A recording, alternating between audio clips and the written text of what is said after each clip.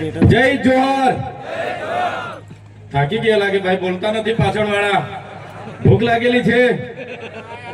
આપણા નેતા જે કાકા છે ને, કાકાના માણસો પણ અહીંયા આવ્યા છે વિડીયો બનાવવા માટે. પછી કે છે લોકો તો હતા પણ દમ નહોતો, સૂત્રમાં કોઈનો દમ નહોતો એવું કે છે. થોડા જોરથી બોલો, આપણો અવાજ પણ એમના ત્યાં સુધી પહોંચે એવું. જય જોહર, જય આદિવાસી, જય જવાન, જય જવાન. ધન્યવાદ. આજના ગુજરાત જોડો જનસભામાં મારી સાથે ઉપસ્થિત આમ આદમી પાર્ટીના યુવા નેતા અને વિદ્યાર્થીઓના હર હંમેશ સાથી એવા યુવરાજસિંહ જાડેજા, સાથે મારા સાથી મિત્ર અને નર્મદા જિલ્લાના આમ આદમી પાર્ટીના પ્રમુખ એવા નિરંજનભાઈ વસાવા, સાથે છોટાઉદેપુર જિલ્લાના આમ આદમી પાર્ટીના પ્રમુખ એવા રાધિકાબેન રાઠવા, સાથે નસવાડીના સંખેડા વિધાનસભાના પ્રભારી એવા રંજનભાઈ, સાથે નાનુભાઈ નસવાડી તાલુકાના પ્રમુખ એવા ઈશ્વરભાઈ, સાથે યુવા આગેવાન એવા રસિકભાઈ, અને મંચસ્થ ઉપસ્થિત તમામ આગેવાનો, વડીલો, અને સાથે મારી સામે ઉપસ્થિત થયેલા મારા પિતા તુલ્ય મારા વડીલો, મારા માતા તુલ્ય મારી માતાઓ, યુવાનો અને ભૂલકાઓ, બધા માટે એકવાર જોરદાર તાળીઓ પાડી લઈએ આપણે. સાથે સાથે આપણી વાત ગુજરાત અને દેશ સુધી પહોંચે એના માટે અહીં સતત પ્રસારણ કરી રહેલા મારા મીડિયા મિત્રો, અને આપણો કાર્યક્રમ સુચારુ અને સારો થાય એની કાયદો અને વ્યવસ્થા જાળવવા માટે અહીં ઉપસ્થિત થયેલા તમામ પોલીસ અધિકારીઓ માટે પણ જોરદાર તાળીઓ પાડી લઈએ.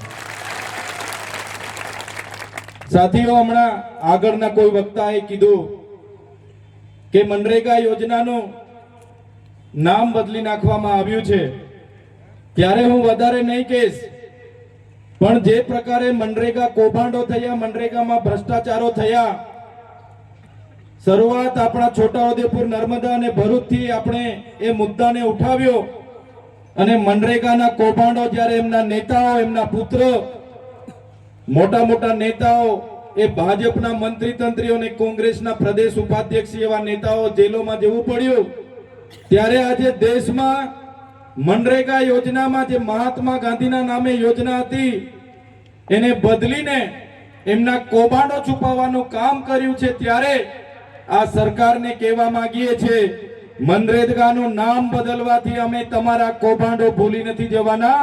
આવનારા દિવસોમાં તમને એનો જવાબ મળી જવાનો છે. એમણે નામ બદલ્યું, જી રામજી રાખ્યું. આપણા વડીલો બધા કહે છે રામજી તો સૌના હૈયામાં વસે છે, પણ કૌભાંડોમાં એમના નામનો ઉપયોગ જ્યારે આ ભારતીય જનતા પાર્ટી કરે છે, આવનારા દિવસોમાં એ ભારતીય જનતા પાર્ટીને સત્તામાંથી આપણે બધાએ જાકારો આપવાનો છે. સાથીઓ, હમણાં અમારા ડેડિયાપાડામાં દેશના વડાપ્રધાન શ્રી નરેન્દ્રભાઈ મોદીજી આવ્યા. દેશના વડાપ્રધાન શ્રી જ્યારે આપણા વિસ્તારમાં આવતા હોય એમને આવકારીએ છીએ.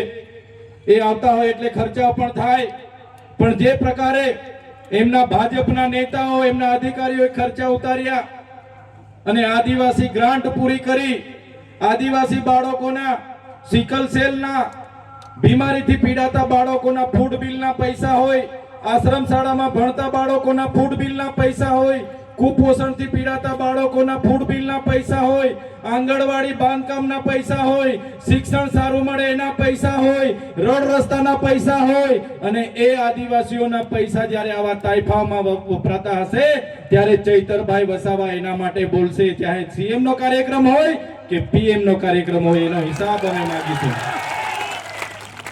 એનો હિસાબ આપવો પડશે, કેમ કે એ પૈસા કોઈ ભારતીય જનતા પાર્ટીના કમલમમાંથી નથી આવતા. એ પૈસા કોઈના નેતાના પોતાના ઘરેથી નથી આવતા. એ પૈસા અમારી જનતાના ટેક્સમાંથી આવે છે. એક એક રૂપિયાનો અમે હિસાબ લઈશું. સાથીઓ, તમે વિચાર કરો, એવો તો કેવો પ્રોગ્રામ હશે. 7,83,00,000 રૂપિયાની બસો કરવી પડી. એવો તો કેવો કાર્યક્રમ હશે. 2,40,00,000 રૂપિયાના મોબાઈલ ટોયલેટ મંગાવવા પડ્યા. એવો તો કેવો પ્રોગ્રામ હશે કે 8 કરોડ ને ત્યાં 38 લાખ નું સ્ટેજ બનાવવું પડ્યું. એવો તો કેવો કાર્યક્રમ હશે કે 7,83,00,000નો એ લોકોએ મંડપ બનાવવો પડ્યો. એવો તો કેવો કાર્યક્રમ હશે કે 2 કરોડ રૂપિયાનો એમને ડોમ બનાવવો પડ્યો. એવો તો કેવો કાર્યક્રમ હશે કે 2,51,00,000 રૂપિયાનું પાર્કિંગ કરવું પડ્યું. એવો તો કેવો કાર્યક્રમ હશે કે 2 કરોડના સમોસા માટે ખર્ચા કરવા પડ્યા. એવો તો કેવો કાર્યક્રમ હશે 2 કરોડની ચા પીવડાવી દેવામાં આવી. એવો તો કેવો કાર્યક્રમ હશે કે 50 લાખનું પાણી પીવડાવી દેવામાં આવ્યું. આ તમામ પૈસા એ આદિવાસીઓના વિકાસ માટેની ગ્રાન્ટ હતી, એમાંથી વાપરવામાં આવ્યા.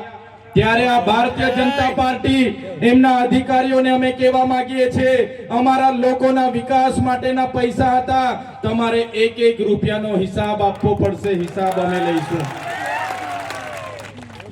ત્યારે તમે જોયું હશે ગૌરવ દિવસ તો અમે પણ નેત્રંગમાં ઉજવ્યો તો કે નથી ઉજવ્યો? એમણે કીધું કે દેશમાં મોદી લહેર ચાલે છે, મોદીના નામથી લાખો પબ્લિક ઉમટી પડે છે. જ્યારે નરેન્દ્રભાઈ મોદી મારા ડેડિયાપાડામાં આવ્યા ત્યારે જે પ્રતિમાને ફૂલહાર કર્યું એ પ્રતિમા પણ અમારી આગેવાનીમાં અમે બેસાડી છે, ભાજપના નેતાઓએ નથી બેસાડી. દેશના વડાપ્રધાનને અમારી પ્રતિમાએ ફૂલહાર કરવા આવવું પડે એ મજબૂરી તમે જેવા લોકોએ પેદા કરી છે. ત્યારે અમે નેત્રંગમાં પણ અમે લોકોને આહવાન કર્યું, પ્રેમથી કીધું કે ભાઈ પોતાના ખર્ચે નેત્રંગમાં પહોંચી જવાનું છે.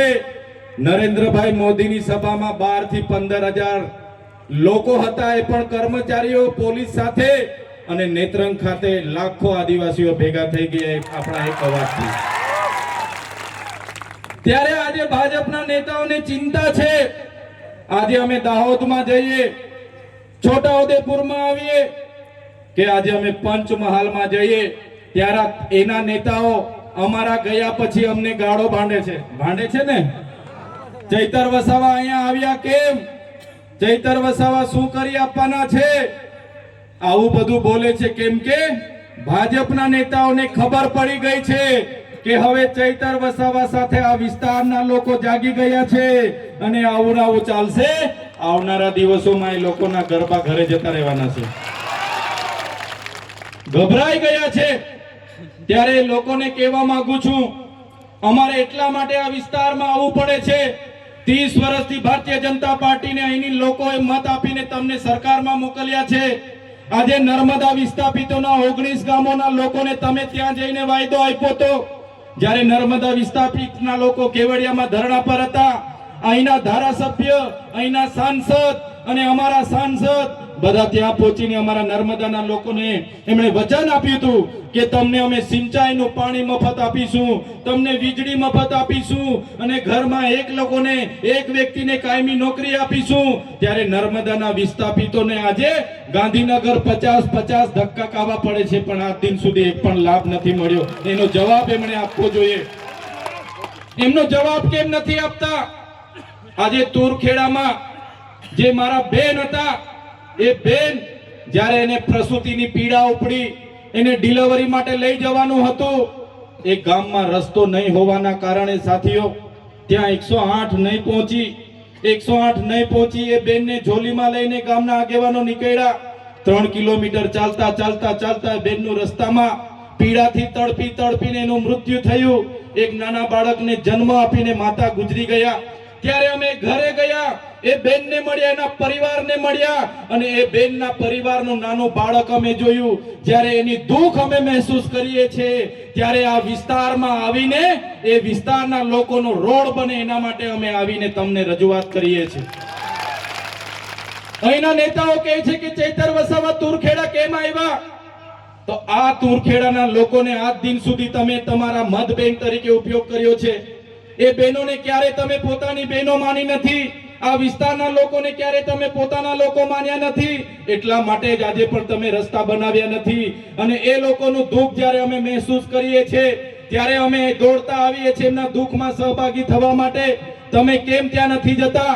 તમે કેમ રસ્તા નથી બનાવતા? ત્યારે એ નેતાઓને કહેવા માંગુ છું, તે દિવસે તમારી પોતાની બેન જે દિવસે તમારી પોતાની દીકરી આ પ્રકારની એમ્બ્યુલન્સ ન પહોંચવાથી ઝોલીમાં લઈ જતા મૃત્યુ પામશે ને, તે દિવસે તમને ખબર પડી જશે કે આ વિસ્તારના લોકોનું દુઃખ શું છે. આ વિસ્તારના લોકોને જે હેરાનગતિ થાય છે. આજે અહીંયા કાંદા ગામ છે, કાંદા ગામના લોકોએ મને રજૂઆત કરી, સાહેબ અમારા ગામમાં આંગણવાડી નથી, બાળકોને બેસવા માટે આંગણવાડી નથી. વિચાર કરો આ પરિસ્થિતિ 30 વર્ષથી ભારતીય જનતા પાર્ટીનું શાસન છે છતાં છે. કોના પાપે? તો જે નેતાઓને આપણે ચૂંટીને મોકલીએ છીએ એ નેતાઓ પોતાની સરકાર હોવા છતાં એ સરકારની વાહવાહી કરે છે, આપણા લોકોનું સાંભળતા નથી. એ જાહેર વિસ્તારમાં નર્મદાનું પાણી મળે એના માટેની રજૂઆત હોય, નર્મદા વસાવતવાળાને વળતર મળે એની માટેની રજૂઆત હોય, આપણને સારા શિક્ષકો મળે એની માટેની રજૂઆત હોય, આપણા બાળકોને સારી શાળા મળે એની માટેની રજૂઆત હોય, આ વિસ્તારના બાળકોને કુપોષણ દૂર કરવાની રજૂઆત હોય. આ લોકોનું એમના સરકારમાં ચાલતું નથી. આ લોકો અહીંયા આવીને તમારી સામે દાદાગીરી કરે છે, પણ સરકારમાં આ લોકોનું ચાલતું નથી. આ લોકો ચાવીથી ચાલતા રમકડાની જેમ જ છે, બીજું કંઈ આ લોકોથી થવાનું નથી. ત્યારે અમારી સભામાં જ્યારે મોટે ભાગેના લોકો આવે તો ભારતીય જનતા પાર્ટીના નેતાઓ, એમના લાગતા વળગતા ભૂમાફિયાઓ, બુટલેગરો અમારા લોકોને ડરાવવાની વાત કરે છે. કહે છે કે ભાઈ આજે તમે ચૈતરભાઈ વસાવાની સભામાં કેમ ગયા હતા, કેમ તમે ભાષણ સાંભળવા ગયા? હવે તમને ઝૂંપડું નહીં મળશે, હવે તમે મનરેગામાં રોજગારી નહીં મળશે, અમે તમને જોઈ લઈશું. ડરાવે છે, ધમકાવે છે, ને અમારો માણસ નબળો હોય એને મારી પણ દે છે. ત્યારે આ ભાજપના નેતાઓને કહેવા માંગુ છું, આ ચૈતર વસાવાની ટીમ છે, અરવિંદ કેજરીવાલની ટીમ છે, આ કોઈ કોંગ્રેસ વાળા નથી. અમારા લોકોને હવે પછી તમે હાથ લગાડશો, તમારા બધાના મોર બોલાવી દઈશું અમે.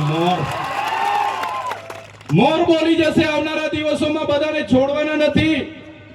ત્યારે આ વિસ્તારના 28 ગામોમાં હવે હાઇડ્રો પ્રોજેક્ટ આમણે મંજૂર કરી દીધો. ભાજપના સરપંચોએ બારોબાર ઠરાવો આપી દીધા, ભાજપના તાલુકા પ્રમુખે બારોબાર ઠરાવ આપી દીધો, જિલ્લા પ્રમુખે મંજૂરી આપી દીધી, અને હાઇડ્રો પાવરનો પ્રોજેક્ટ આવે છે. ખબર છે ને બધાને? 28 ગામોના લોકોનું સર્વે થાય છે.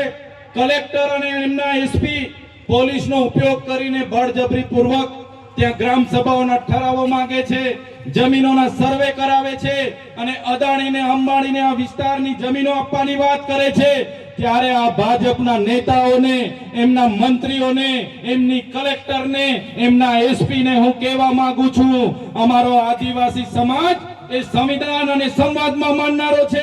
જે દિવસે અમારા સમાજને તમે આ પ્રકારની જમીનો છીનવવાની વાત કરશો, હાઇડ્રોજન પ્રોજેક્ટના નામે જમીનો લેવાની વાત કરશો, તે દિવસે અમારા તીરકામઠા, પાલિયા અને ભાલા લઈને અમે રોડ પર ઉતરીશું. તમારી પોલીસ, તમારું જંગલ ખાતું અને તમારા કલેક્ટર પણ અહીંયા ઉભા નહીં રહેશે. અમે અમારા ઘરમાં આ ભાલા, પાલિયા અને ધારિયા અને તીરકામઠા એ કોઈ શણગાર માટે નથી મૂક્યા. જે દિવસે અમને જરૂર પડશે એ દિવસે ભાલા, પાલિયા, તીરકામઠા લઈને અમે રસ્તામાં બી ઉતરીશું. અમારા લોકો આદિ અનાદિકાળથી આ વિસ્તારના જંગલોમાં રહે છે, અને આ જંગલ ખાતાના અધિકારીઓ આવે છે, ડરાવે છે, ધમકાવે છે, મારે છે, ખેડવા નથી દેતા, પાક નુકસાનીને કરે છે, પાક કાઢી નાખે છે. ત્યારે જંગલ ખાતાના અધિકારીઓને પણ કહેવા માંગુ છું, તમારું જંગલ ખાતાનો સંરક્ષણ ધારો અંગ્રેજો દરમિયાન 1862 માં બન્યો, તમારું જંગલ ખાતું 1927 માં બન્યું. અમારો આદિવાસી આદિ અનાદિકાળથી હજારો વર્ષથી અહીંયા રહે છે. તમારી સરકાર પણ નહોતી, તમારું જંગલ ખાતું પણ નહોતું, તમારું પોલીસ ખાતું પણ નહોતું. એના પહેલા આદિવાસી અને જંગલ અહીંયા હતા, અને એ જંગલો અમારા આદિવાસીઓએ સાચવેલા છે. ત્યારે આજના મંચ પરથી જંગલ ખાતા વાળાને પણ કહેવા માંગુ છું, કાન ખોલીને સાંભળી લે. અમારા ખેડૂતોના બાકી પેન્ડિંગ દવાઓ છે, તાત્કાલિક ધોરણે મંજૂર કરી દે. જેટલા પણ અમારા ખેડૂતો જંગલની જમીન ખેડે છે એમને હેરાન કરવાનું બંધ કરી દે. નહીં તો જે દિવસે અમે આ રસ્તા પર ઉતરીશું ને, તે દિવસે તમારું જંગલ ખાતું પણ અહીંયા નજરે નથી પડવાનું. અમે આઝાદીમાં લડત આપી, અમે ગુરુ ગોવિંદજી અમારા માટે લડ્યા છે. આદિવાસી માટે રૂપસિંહ નાયક લડ્યા છે, ભાઈજી બારિયા લડ્યા છે, બાબલિયા બારિયા લડ્યા છે, અમારા માટે રવજી નાયક લડ્યા છે, અમારા માટે બિરસા મુંડા લડ્યા છે, અમારા પૂર્વ ટાટિયા મામા ખાજ્યા નાયક લડ્યા છે, અમારા માટે જલકરી બાઈ લડ્યા છે. જે પણ આઝાદીના લડતમાં અમારું યોગદાન હતું, આઝાદી પછી પણ અમારું યોગદાન એટલું બધું છે.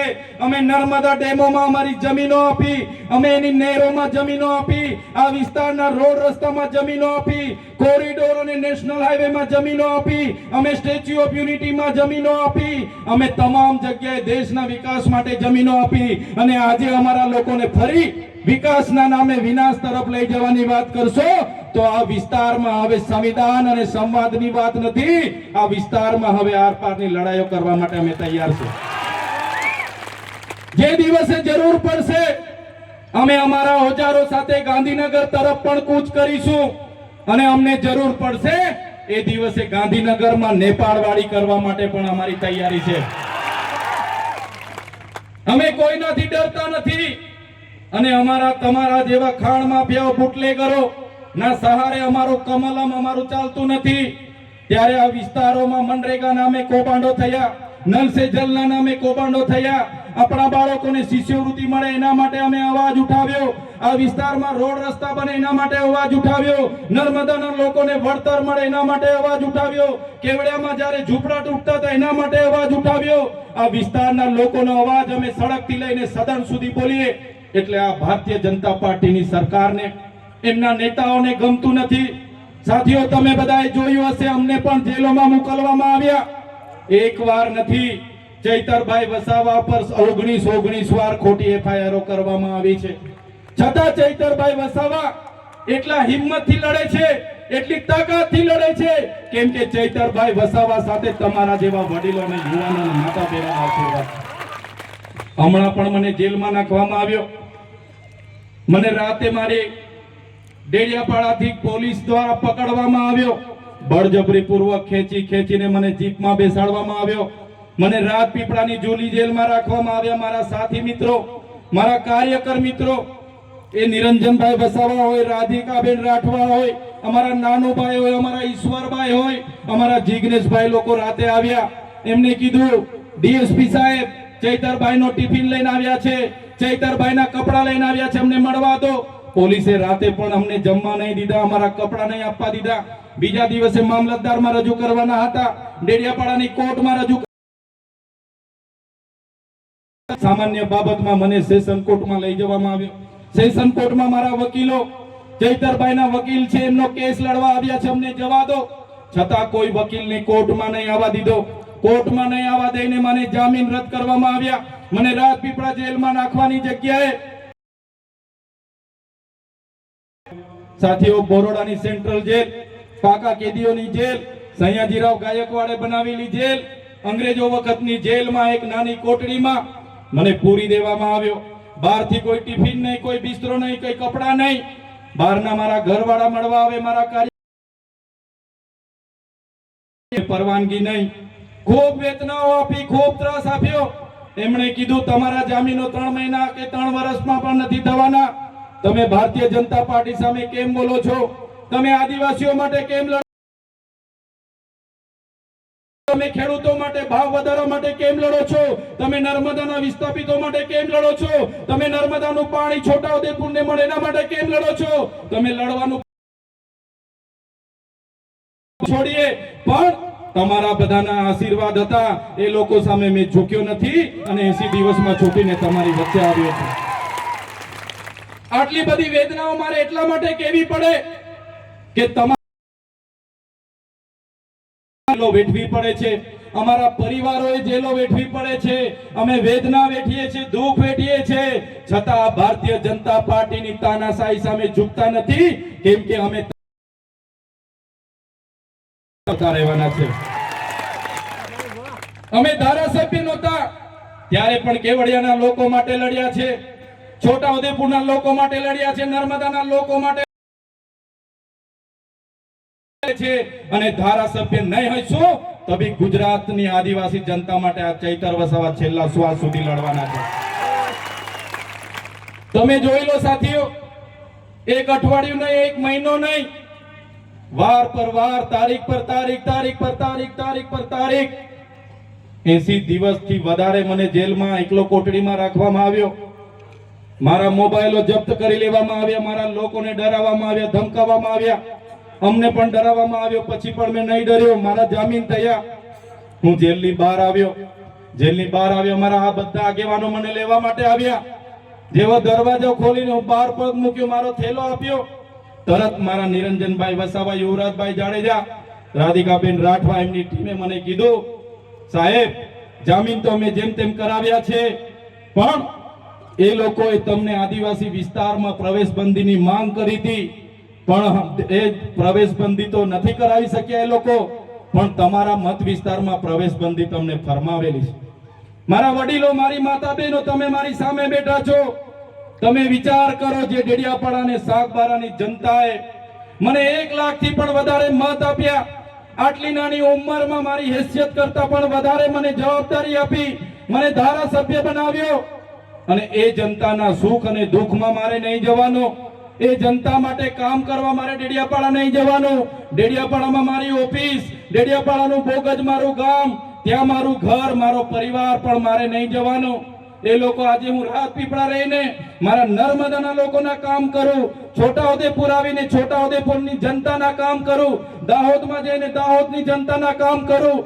આજે પણ એમના પોલીસના ઉચ્ચ અધિકારીઓ, ભાજપના મોટા મોટા નેતાઓ મને આજે પણ કહે છે, તમે રાજપીપળા દાહોદ અને ફરવાનું બંધ કરી દેજો, નહીં તો આવનારા દિવસોમાં અંબાજીથી ઉમરગામના વિસ્તારથી તમને હથપાર કરાવીશું. ત્યારે એ નેતાઓને કહેવા માંગુ છું, તમે ચૈતર વસાવાને ડેડિયાપાડામાં જવા નહીં દેશો, તમે ચૈતર વસાવાને નર્મદાથી દૂર કરી દેશો, તમે ચૈતર વસાવાને અંબાજીથી ઉમરગામથી દૂર કરી દેશો, પણ આ ચૈતર વસાવા અમારા લોકોના દિલોમાં રહે છે, ત્યાંથી ક્યારેય દૂર નથી કરી શકવાના.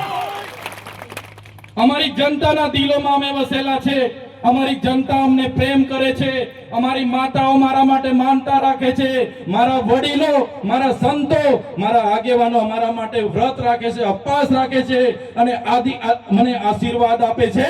એ જ મારી હિંમત છે, એ જ મારી તાકાત છે. આ મંચ પરથી ભાજપના નેતાઓને કહેવા માંગુ છું, સાંભળી લો, જ્યાં સુધી મારી જનતા મારી સાથે છે, આ ચૈતર વસાવા છેલ્લા શ્વાસ સુધી અમારી જનતા માટે લડતા રહેવાના છે. ત્યારે સાથીઓ, આ ભાજપની નીતિઓ તમે જોઈ લો. આજે મારા લોકો વચ્ચે મને જવા દેવામાં નથી આવતા.